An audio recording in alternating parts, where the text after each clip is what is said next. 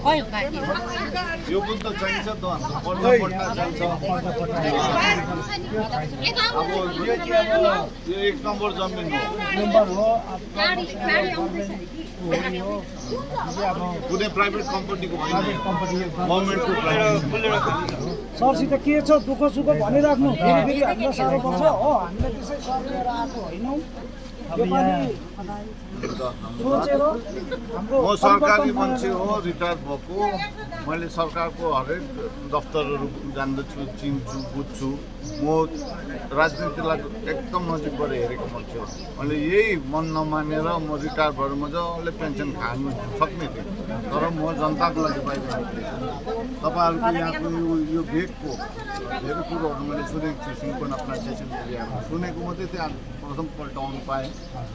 धन्यवाद तपाईँहरूको जति पनि समस्याहरू छ बुझेँ अहिले अब बुझ्नु त के देखेँ पनि अहिले बाटो यस्तो 10 वर्ष बेसी भयो यस्तो बाटोमा तपाईँहरू यातायात गरेको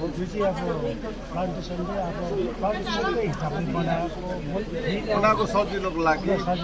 तर यहाँको कर्मचारीलाई त सोचेन ठिकै छ म अवश्य यो कुरा राख्नेछु अब विशेष कुरा त हामीहरू अहिले पावरमा छैन अब यो भोट जित्यो भने पावरमा आउँछ पावरमा आयो भने चाहिँ म यो सबै तपाईँहरूको समाधान गरिदिन सक्छु ल आजको दिनमा आज 9 तारिक अप्रेलको दिन म तपाईँहरूको यहाँ आएको छु आज एउटा म मेरो जवान दिन्छु म जवान एकदम पक्का मान्छे हो तपाईँको यो जग्गामा म अवश्य तपाईँले जिताउनुहोस् आएर त्यहाँदेखि हेर्नुहोस् मैले काम गरेँ मलाई कुनै पैसा रुपियाँ खानु छैन मेरोमा पुर्खाले दिएको जग्गा जमिन घर बारी सबै भएको मान्छे हो म जनताको लागि सेवा गर्नु निक्लेको मान्छे परिवर्तन गर्दा यो सिस्टम भुल छ के गलत गरेको छ उनीहरूले जति पनि यो रुलिङ पार्टी छ उनीहरूले यो सिस्टमै भुल गलत गरेर त हाम्रो जन्म भयो नि नभए हाम्रो जन्मै हुने थिएन अपोजिसन नै हुने थिएन उनीहरूले भुल काम गरेको छ त्यही कारण हाम्रो जन्म भयो हामीले अपोज गरेको